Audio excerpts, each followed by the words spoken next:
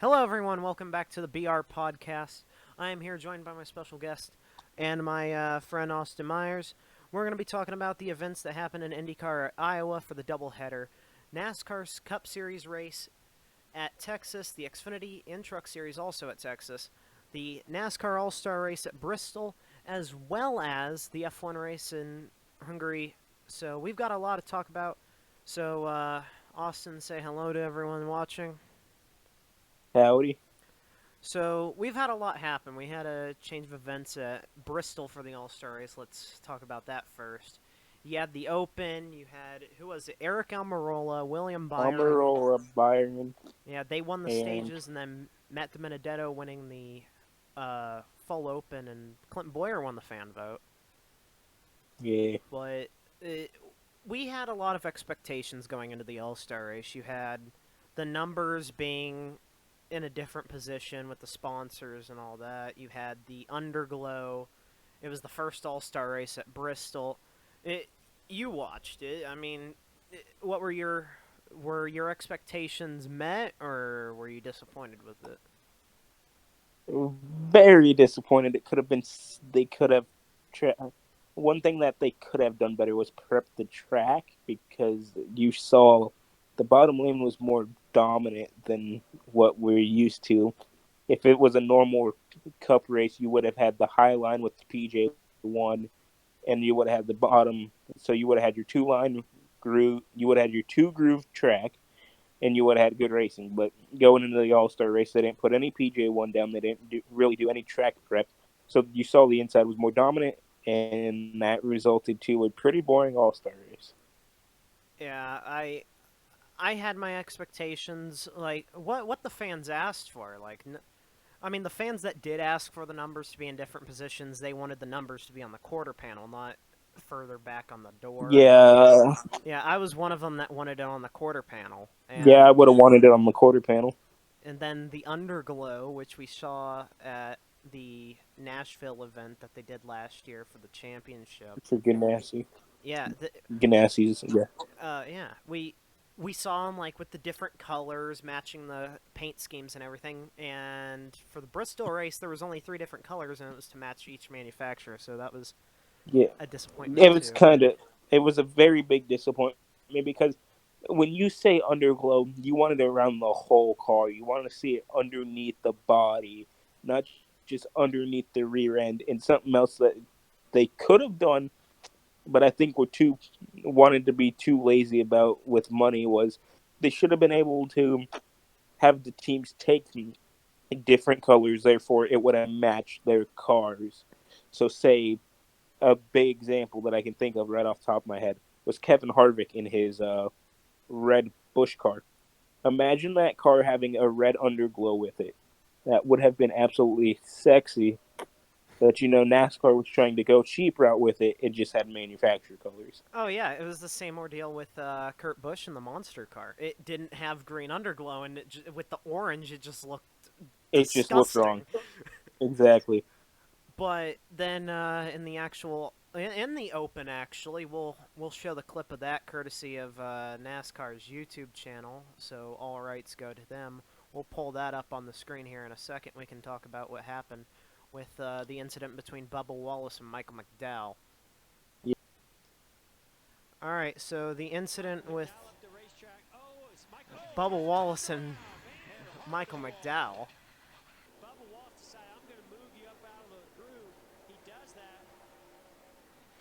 Yeah. I mean, I try to give McDowell the benefit of the doubt, but when you look at the video multiple times, you see that he did come down. He could have stayed up on the wall, but he decided to try to and let his emotions get the best of him. Not only did he turn Bubba, but he also made contact with Byron and ended up giving himself a bit of damage, which not really is that good. Oh yeah, I mean, just looking at it over and over, you see like that that was definitely all McDowell right there, but just the things that happened on Yeah, it's social all media, McDowell's. like the things that happen. All right, so when you think about it, all right, I'm saying all right too much. after the race, you have Bubba's interview where he, well, actually, I mean, we could play that, but it wasn't the right thing to say, in my opinion, what he did say, but it was definitely McDowell's fault. I mean, in some aspect, do you blame McDowell because he did get shoved up in, 1 and 2, I so mean, yes, but no. It, it's Bristol. You expect it to happen, but you also you shouldn't expect lose your tempers to temper flare. that easily. But you shouldn't be. You shouldn't have your temper lost that quickly. We're only what, like 7 laps through the open or something, Yeah, and he had already just like he let his emotions get the best of him. It's his fault. It's guaranteed. And what Bubba said, I mean, I can see where he's coming from because he tried to race him as clean as possible, and he just happened to give him the bumper. Like, I know if you were in the same situation, you would have just given the bumper back. You wouldn't have flat out dumped him. yeah.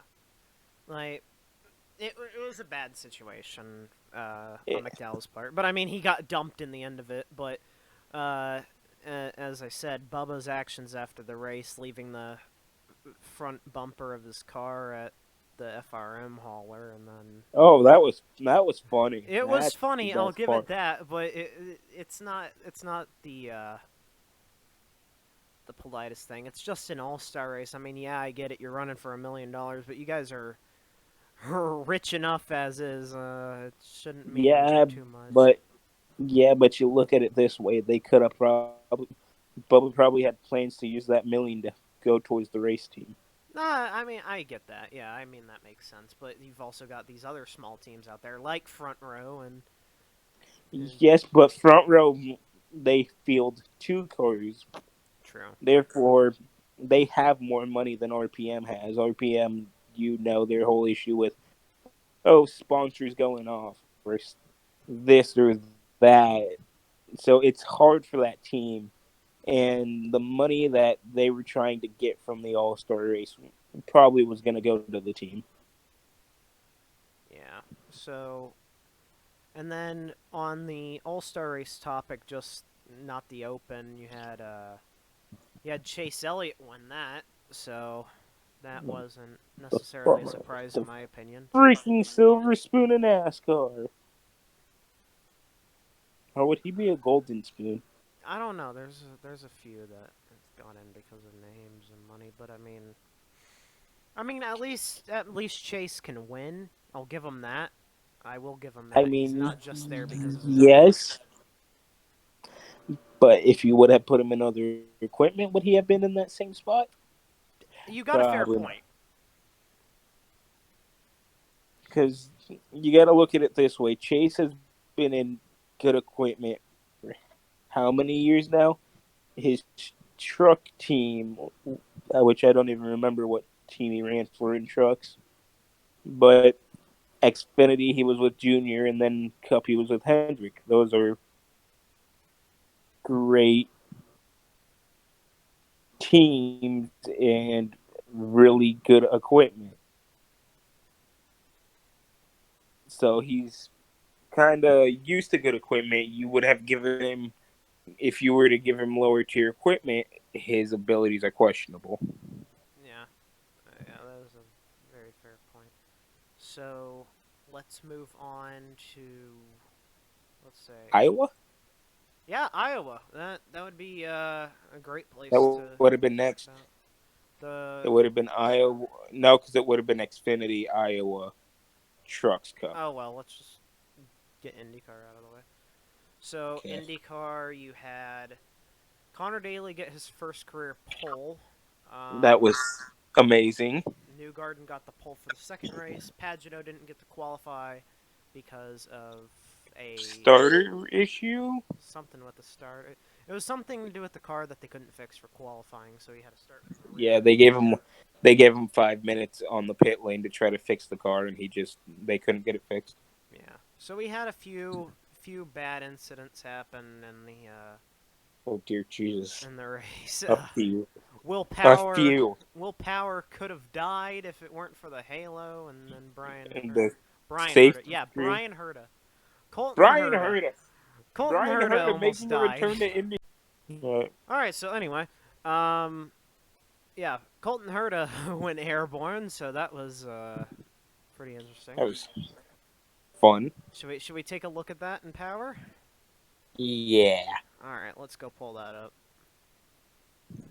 Alright, so here's the incident. Guys are all nose to tail. You can't really see the flagger, and he just gets into the back tire and drives right over the top of that car. And another example of how the safety screen It's bad. really, I believe, It's bad just when you saved look at Rinus it, but it's VK's even life worse with on that. the onboard. And the fact that Colton Herta's, this is good on the onboard. Simon slows up. Rinus, it all just happens so fast. You have almost no time to react in that situation. You're trying to be as close to the car in front of you on a restart as possible to try to get that draft, try to maximize. Well, Rinus VK got a little loose there. It stepped out, and he had to check up, and Colton was on a run right there, so it was kind of a little bit of two things going on at once. A yellow, he got a little bit loose right there. And having that safer barrier sit a few feet off the fence. It's still frozen. Just pause that there. You see Colton in the air. Like, Rinus VK's lucky for the aero screen because. Oh, Rinus VK's freaking lucky as hell. Yeah. But Colton's also lucky he didn't hit the catch fence at all. oh yeah, but I feel like even if Colton would have hit the fence, he would have been safe because those. Not only are the tubs of the cars super safe now, but the aero screen is like a really good advancement for for the series. Yeah, and this happened in race 1 too. And look who's right next to the crash. That's the guy who started last and ended up winning the thing. Pagano was right next to him. Pagano started last and going to first in the first race. But the whole thing about this wreck was IndyCar decided to be a bunch of retards and wave off a restart. And Colton Herta didn't get the memo until Rinus VK checked up. Herta ran into the back of him, resulting in him going up and over. Yeah, that it was just really weird. I didn't understand it. Like, why would you tell the drivers you're going green this lap and then wave it off after the pace car is already off track? Yeah, it was a very interesting call, to say the least, that IndyCar made on that, but thank God both drivers are okay after that, because we've seen previous times not putting dates or tracks or anything.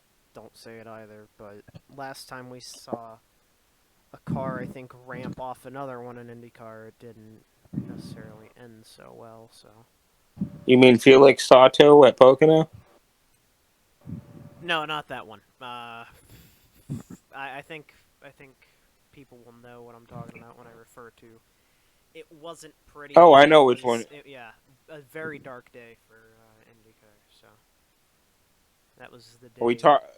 That was the day we lost. Okay, you're giving me mixed signals now. That was the day we lost. Oh, you're Stan giving me Weldon. mixed signals now. Okay, because you said the last time we had a car ramp off another one. Well, I don't you think would be we have, incorrect. had we? You would be incorrect because both Felix and Wickens both ramped off of cars.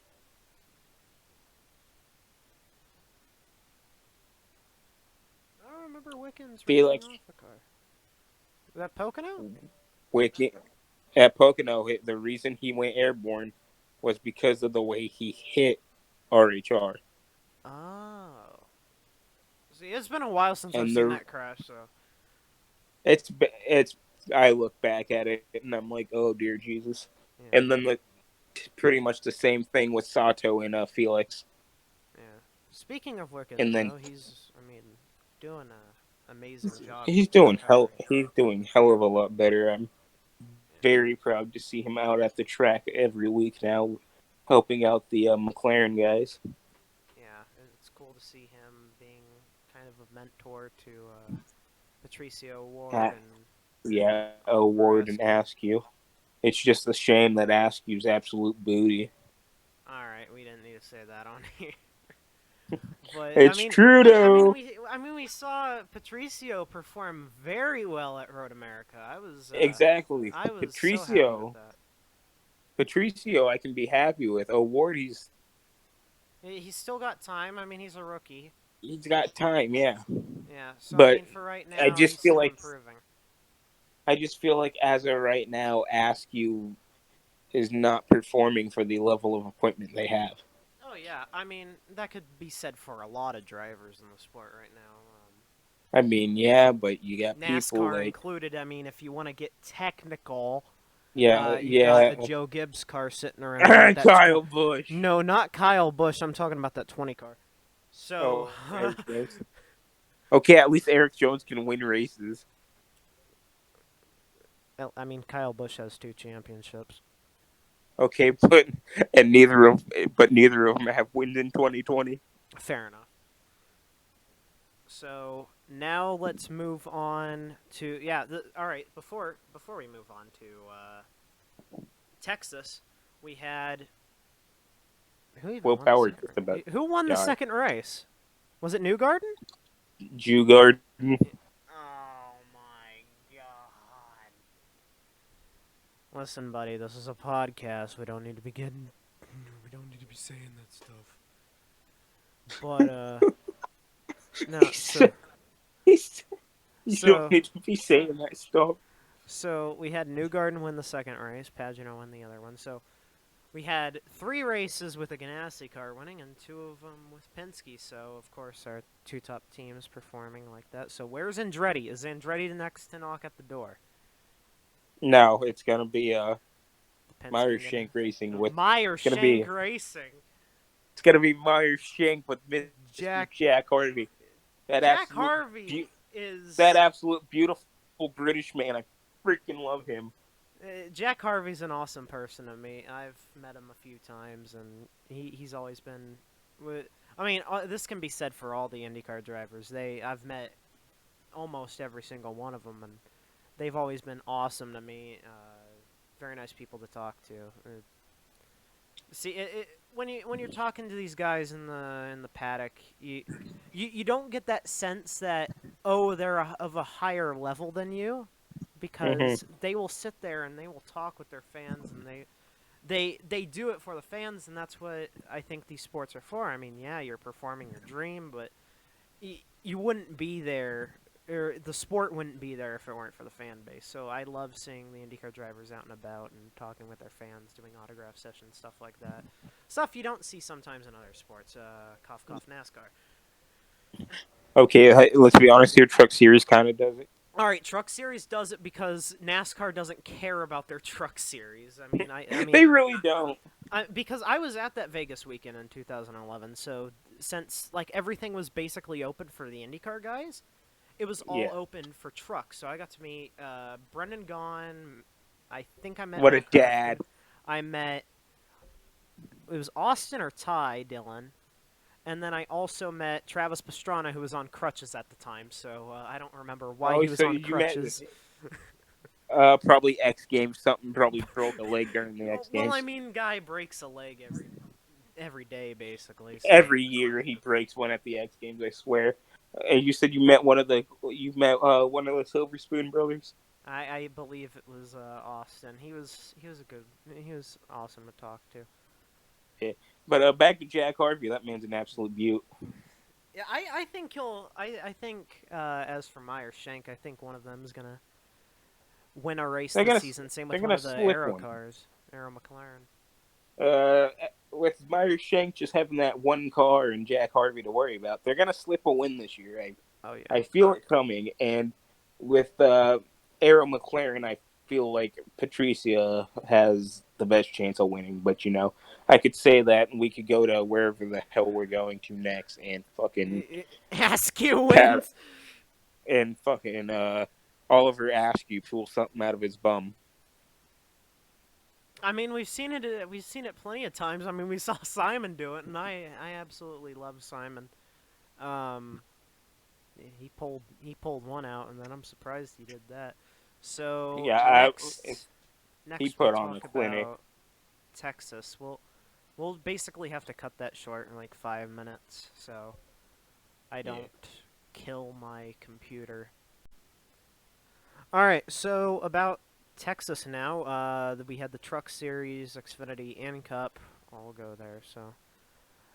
Let's talk about the truck race. Not much to talk about besides, Kyle Busch winning, so. Trial winning. Are you surprised? No, I'm not surprised that Trial won. I mean, I can agree with you on that statement. Never have been the biggest fan of Kyle. That's probably going to come back to haunt me. So, anyway. Oh, for sure. It's going to come back to haunt us. It doesn't matter. Yeah, I think a lot said in this podcast is going to come back. A lot's going to come back. Yeah, We're going to get... Don't talk We're- about it. We're has going to more get been a so goof much hate. off. This has been more of a goof off, but taken to a serious note at the same time. So anyway, We're already going to get a lot of comments about my earlier your comment. comment on Jack Harvey, I think, is going to be the worst one. No, I don't think so. I think the New Garden one's going to be the worst. Can my cat go away? I'm sorry, please go away.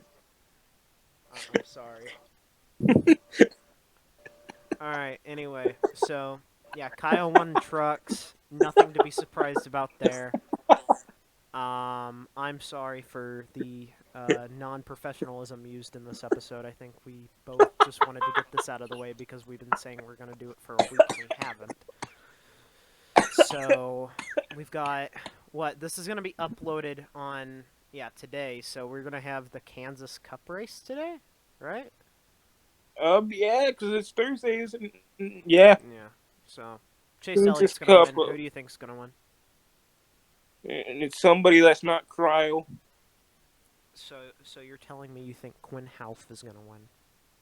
Oh, that would be grand. I would love to see Quinn Houff All right, win, we're but it's not going to talk about that before I go crazy. Oh, wait, no, we still got to talk about Cup Texas.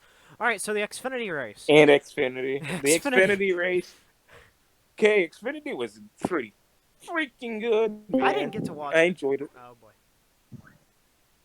But, yeah, so the Xfinity race, we saw Kyle win that, but he failed Then failed post-race. tech. Yeah. Win was given. Austin Win was given to Cindric. Cindric. That's awesome. Who's now won the last 3 races now? Yeah, because he won both Kentuckies and... Mm-hmm. He's And then showing his overcolors. some of the...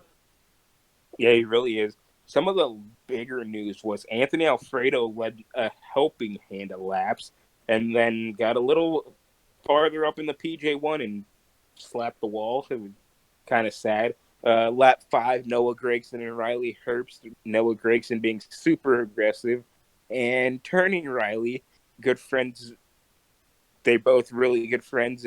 And it was just not pretty. And then later in the race, Noah pulled an Anthony Alfredo, got up high on the PJ1 where there were marbles, and it just slid straight to the... It was pretty rough for the JRM boys and the freaking JGR guys, because I believe Noah Gragson made contact with Harrison Burton early, too. I don't remember. Seems like Noah Gragson's hit a lot this season. He really has. It's just... I mean, at least he hit the checkered flag at Daytona. He's got 2 wins for him, so I'm not going to complain it. Yeah. I mean, and people are still pissed off about Bristol and how, oh my. He's up here. Oh, he wrecked Allgaier. The hell, this, that. Allgaier should have won this. Allgaier should have won that. I mean, same can be said about the Cup race at Bristol, where the move happened. Chase should have won. Yeah. Chase should have won, and they just boofed. Yeah, exactly. Yeah. All right, so Cup race at Texas. Sleeper fest. The sleeper fest aside from Quinn Houff, Jimmy Johnson slapping the wall. Yeah, well, Jimmy Johnson's done that a few times this season. 7 times done after the season. Man just came back from having COVID. Yeah, that is now. He's one of 2 drivers now to have COVID. Yeah. So all right, so we had Custer win Kentucky, and now this week we had Dillon win. That knocked Johnson out of the top. No, No. Johnson's still in the top 16. Is he? He's Well, I think in it's by just off. 3. I think I He's think that's just by points because Custer and Dillon are he's back. yeah, but Johnson's in by 3 over Byron. Huh. I thought he was out. All right. Well, Yeah, it's still, it's interesting. spicing up the playoffs. I mean, two underdog drivers winning races. Yeah, but here's one thing that we need to remember that really be the counter. The Daytona Roval, Oh that's no. going to shake Oh, that's this. everything That's up. what next weekend, or is that? 2 weekends, I believe. Yeah, 2 weekends because it's the weekend of my birthday. Yeah, no weekend or no weekend. Yeah, thank you. No practice, no qualifying, just the race, and it's a track that Yes, they've no never practice, touched no before, so quality. that's gonna be interesting. That's going to be fun. That should really show people's colors. It's going to be interesting. How many people you say go off into turn 1? The turn one tire barrier. No, I just say off into turn 1 by itself, just the Well, whole I say runoff. it's gonna be heartburn turn 2.0. I say we at least get 5 people Or overshooting it. or somebody try to do something in the international horseshoe and mess up and take the grass. Yeah. So back to Texas, we had. What was another incident that happened? We had Quinn Half. Oh, we had Yeah, him and Christopher we Bell had and Matt DiBenedetto all and wrecked. we had that, and then we had the big one, The big one. the big one. Well, I was at the Martin beach when it was happening, so. Martin Truex Jr., Kyle Busch, Kurt Busch, Custer, Stenhouse, and a few others. I forget who all was involved. I had my other phone on me. I would be able to tell you. Well, I mean, we had Austin Dillon win, and what, Tyler Reddick got second? Yeah, RC went 1-2. Yeah, and wasn't that like the first time since 2011 when In Colt Meyer 2011. won? Yeah, I believe so. Yeah. So I mean, it's cool to see RCR coming back to their winning ways. That's always cool to see, considering we haven't seen that for a few years at least, like with them consistently being out front. Mm-hmm. So the big one involved Amarola, Truex, Custer, Bush. I can't tell who else was. What's it? Byron,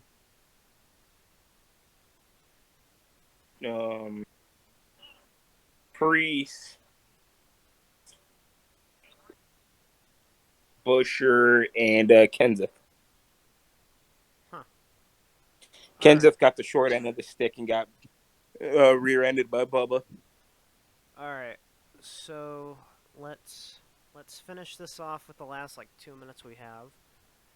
With Hungary. Yeah, the F1 Hungary race. You had Max Verstappen wreck it before the race even started, and then Wrecked it in the what do they call it? I don't know. It's the I forget. Yeah. I don't know. It's Well, some anyway, he damaged the hell out of that car, and they repaired it yeah, for the start of the race, which is awesome to see. That Red Bull team's awesome. absolute beast. Yeah. Then you had Verstappen even finished second in the race too, and then Yeah. Hamilton won. Who got third? Was it Val? Bottas? Yeah, it was Valtteri. Yeah. So Hamilton's now the new points leader. And then they had Bono up on the podium with yeah. Other also known as James, team engineer / strategist. Valtteri James. He got double champagne shotted by Lewis. That's gotta be lucky. Lewis used one champagne bottle and then stole James's champagne bottle and sprayed him again. All right. A lot of wasted champagne.